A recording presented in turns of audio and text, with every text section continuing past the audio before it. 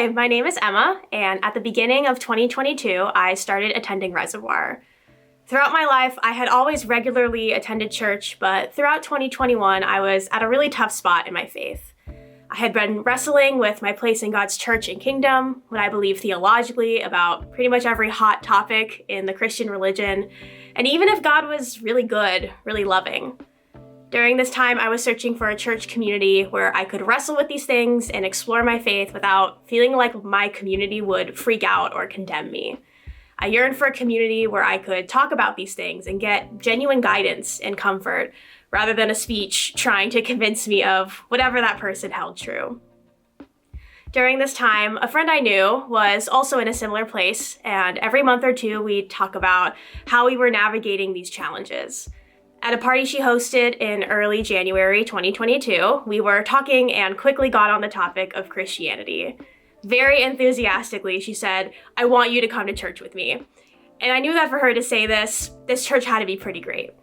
Reservoir was just restarting their in-person services, but I ended up reaching out to a local community group first. I met with one of the organizers that week, attended the group the following week, and came out to Sunday service the next. In all my conversations, I was shocked. This community was open to diverse views of God and prioritized living and embodying God's spirit of love and justice over strict dogmatic theology. It was truly refreshing, and slowly but surely I started feeling more relaxed in my faith. Instead of worrying and obsessing over whether something was right or correct all the time, I started focusing on the joy of God patiently and eagerly reintroducing themselves to me. Over the past year, I've made real friends through my community group and have been able to get involved in the youth and music ministries. Each of these spaces have been so healing for me to almost rewrite and redeem some painful past experiences with the church.